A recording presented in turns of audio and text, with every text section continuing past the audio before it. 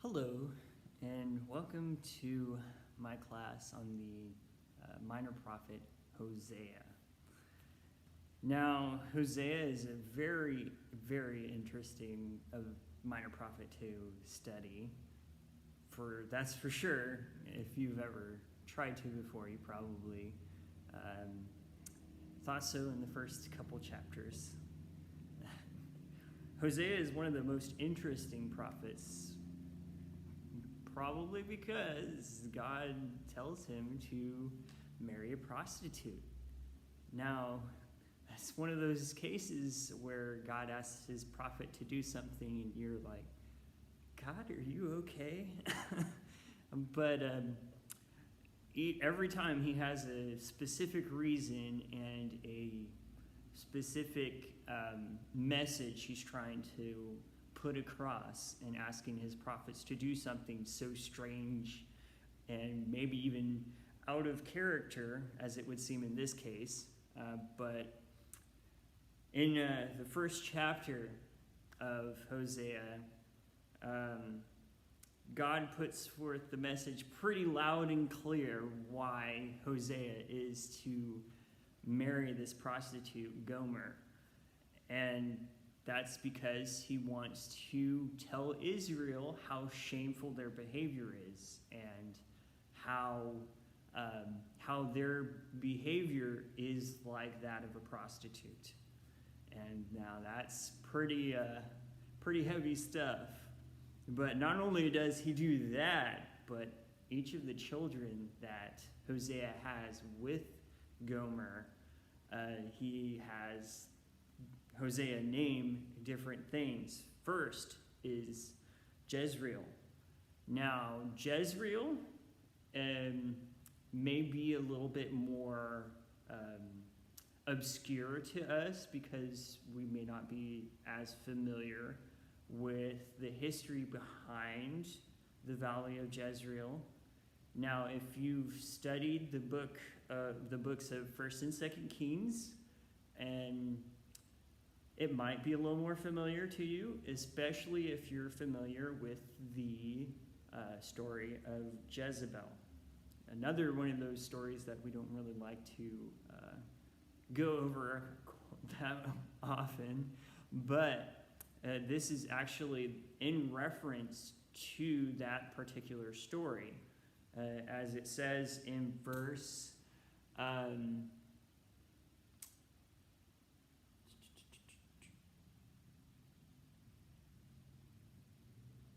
says in verse 4, specifically regarding the actions of Jehu, the man whom God used to destroy the house of King Ahab, who was the husband of Jezebel. And Jehu, in that instance, not only did he kill the house of Ahab, but of Ahaziah, who was the king of Judah, and his family that was there as well. I believe, it's my interpretation after my studies, that is the reason why God is specifically targeting the house of Jehu in this instance, because his actions, not only did he did what he was supposed to do, but he did more than he was called to do by God. And not only did he kill the house of Ahaziah, but he also did not do the right thing in God's eyes. He did destroy the Baal worship in Israel, but he didn't stop idol worship at all. So he just targeted Baal, and that was it. And he's like, okay, I'm going to do my own sacrifices now. And you can look and reference all those. We have 1 Kings 19, verses 15 and 17, 15 through 17. That's where he was anointed by a prophet to do all these things. And then 2 Kings 10, 28 through 31, where he's starting his attacks on the house of Ahab. Then 2 Kings 9, 14 through 29, as well, are another bits and pieces. Also, chapter 10, verses 1 through 14. And then in 2 Chronicles 22, verse 8 is the reference to him slaughtering the house of Ahaziah. Now, another important thing to note is the time when these prophets lived, because they were specifically to be speaking to the kingdom at that time. So there was something they were addressing. Now, in the first two verses of Hosea, it specifically names a few different kings that were ruling at the time. And first name of note is Jeroboam. And if you are familiar with who Jeroboam is, after Solomon died, his kingdom was taken over by his son Rehoboam, who didn't exactly rule the way he should have. And so God picked a man called Jeroboam, this Jeroboam, who was to take over part of the kingdom. But at this point in time, the kingdom split into two. So you have Israel to the north, Judah to the south. Judah being ruled by the family of David, who is continuing to, keep going. And then Israel to the north, who is taken over by Jeroboam. But Jeroboam did his own thing because, Israel split now. It's not one kingdom, but the temple is in Judah, in Jerusalem. So where are they going to go to worship and sacrifice? Well, so Jeroboam decided, I'm going to make my own place of sacrifice, and we're going to just sacrifice to idols there. So that's what Jeroboam did.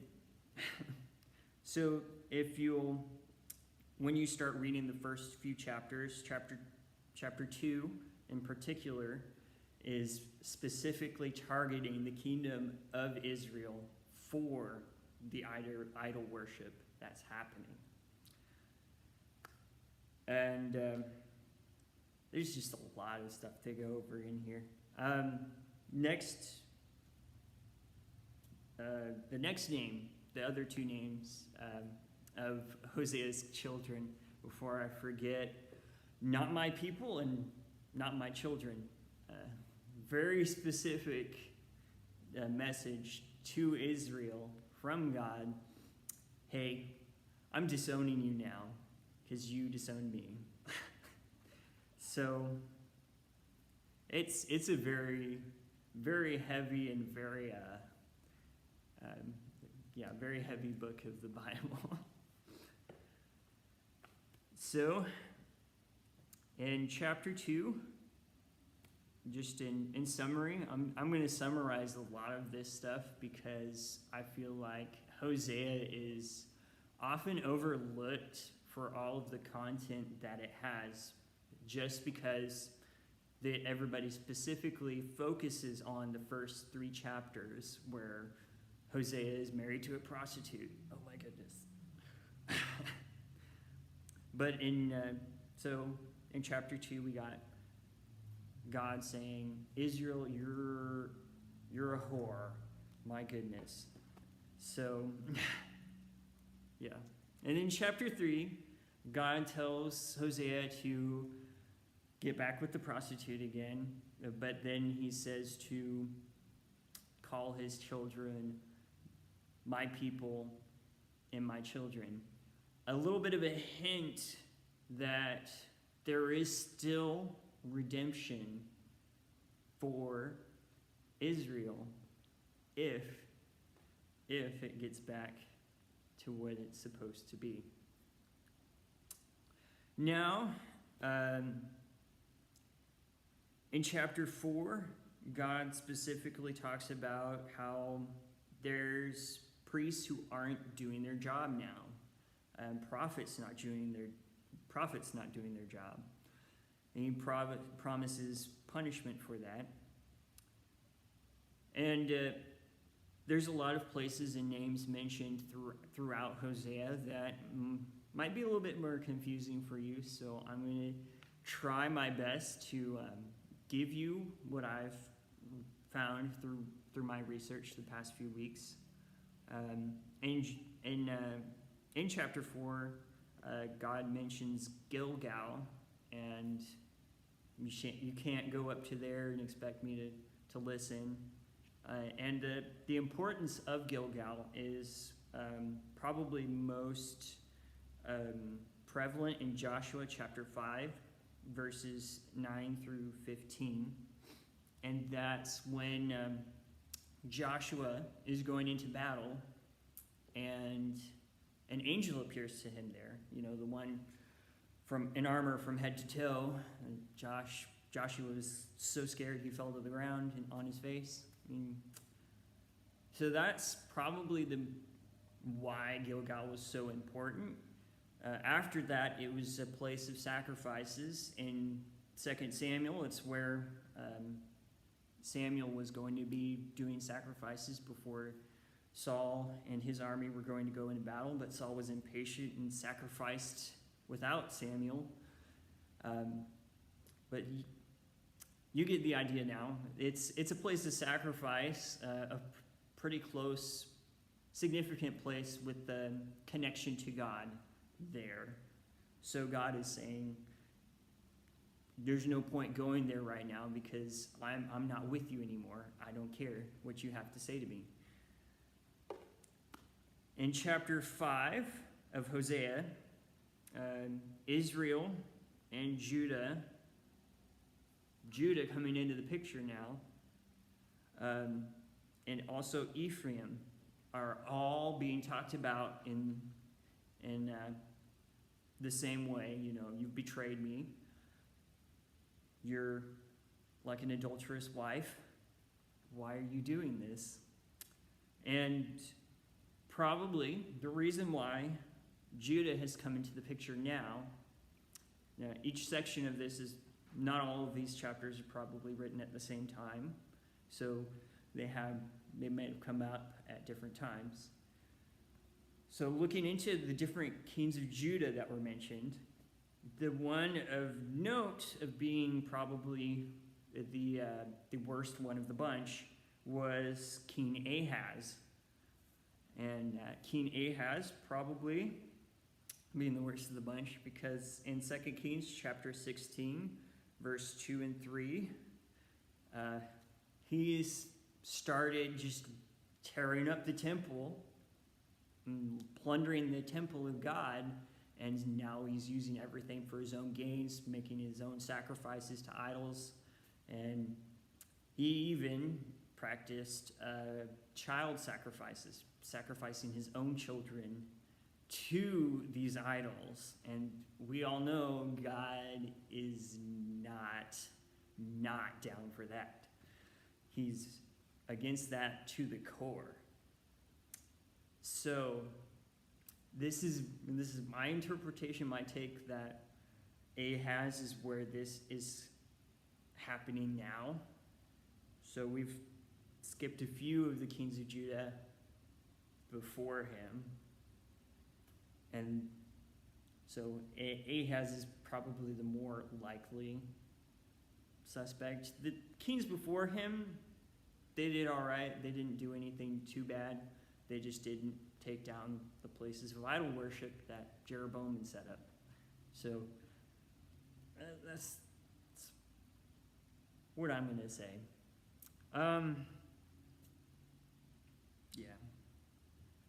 In chapter 6, we have Ephraim and Judah both being disowned for their unfaithfulness. So more of that.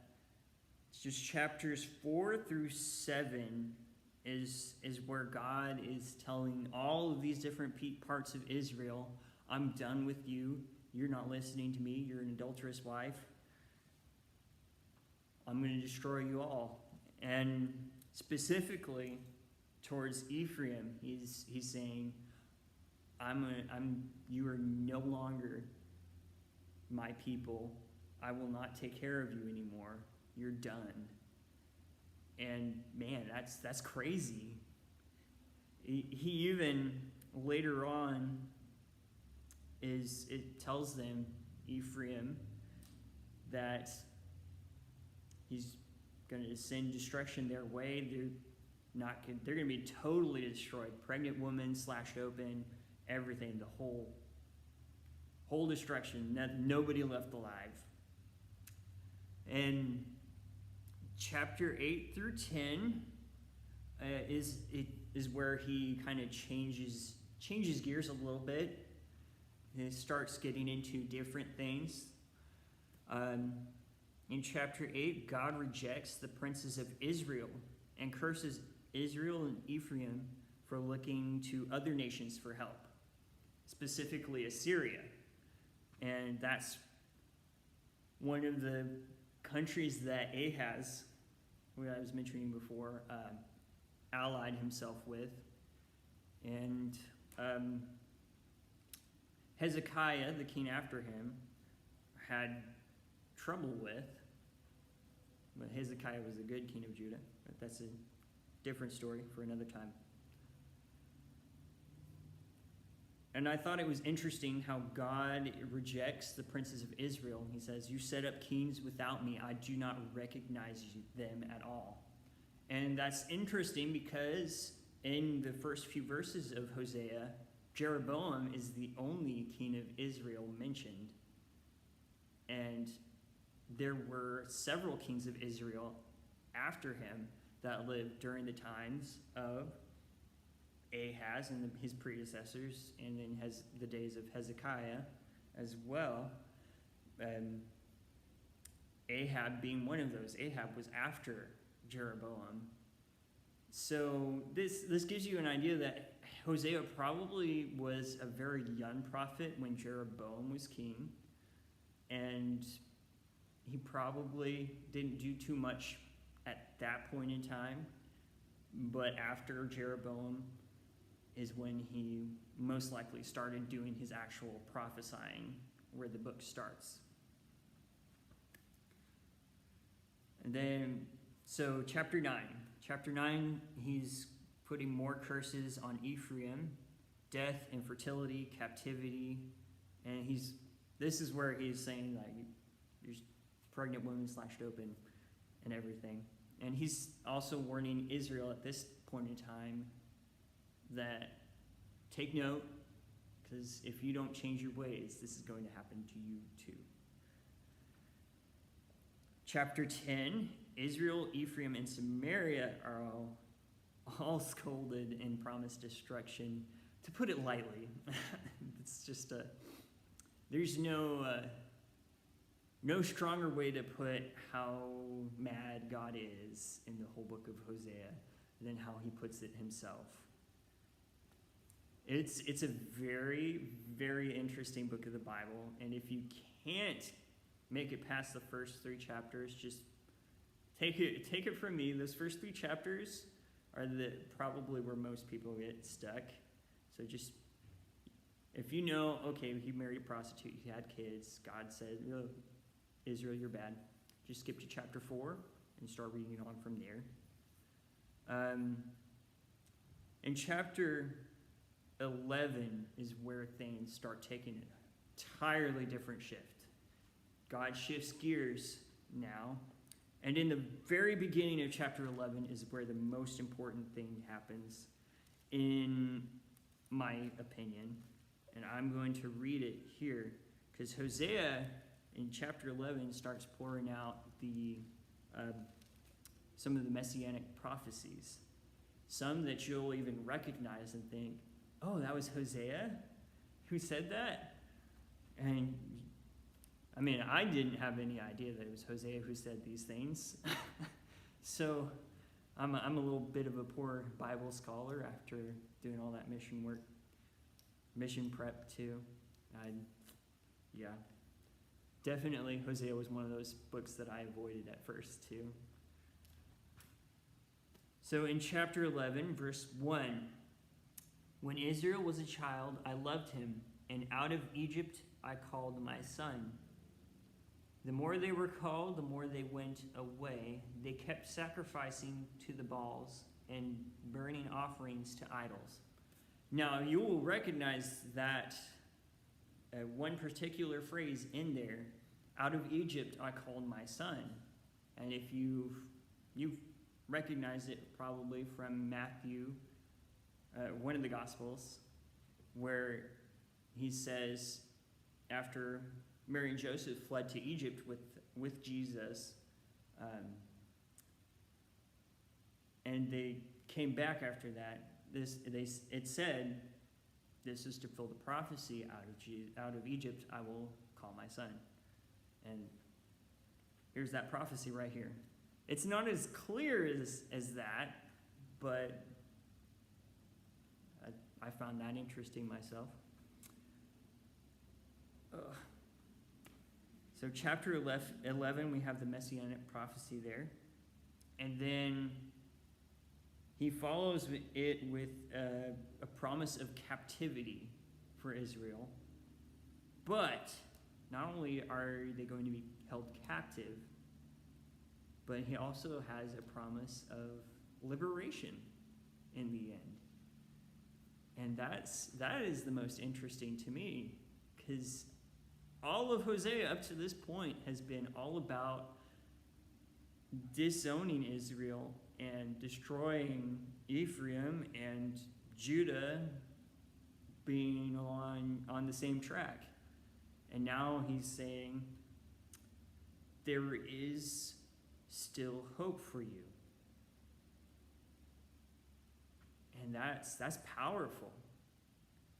That Israel has been so bad now that God is so mad with them that he's having his prophet marry a prostitute to compare Israel to, that even though they're like that, they still have a chance at redemption.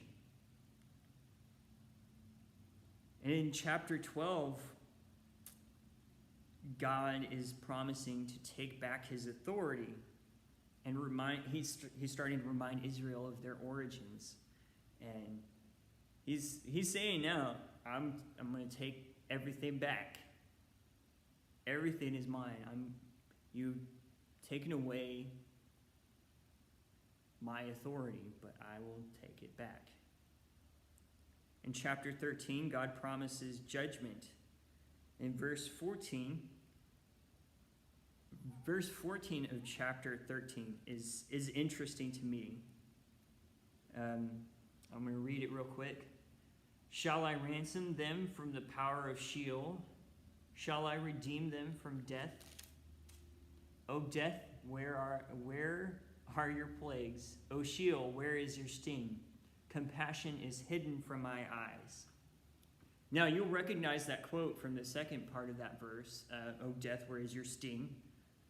But what I found more interesting was the first part of how God he's kind of wrestling with the idea of freeing Israel, or at least that's the context of it, of freeing Israel, redeeming them.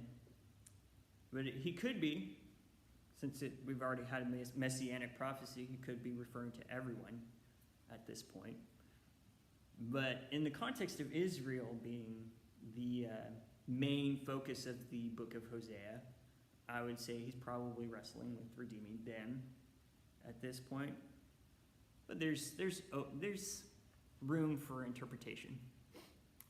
And then in chapter 14, it's mainly a call to return to God and to flourish. And man, that was a lot to summarize, I know, and I've gone over the 20 minutes that they suggested, but I just could not condense this any more than I already have. And I could not pick a single topic to focus on because of how interesting this book is. But that's my takeaway from it, though, is that after Israel had fallen away and God had disowned them, God has already started setting his plan for redemption. And not only that, but he also shows that no matter how far you have fallen away from him, there is still a chance at redemption. There is still hope for you and me that he will take us back if we'll just turn to him. And that's my lesson on Hosea. I hope you all stay safe and healthy and keep washing your hands.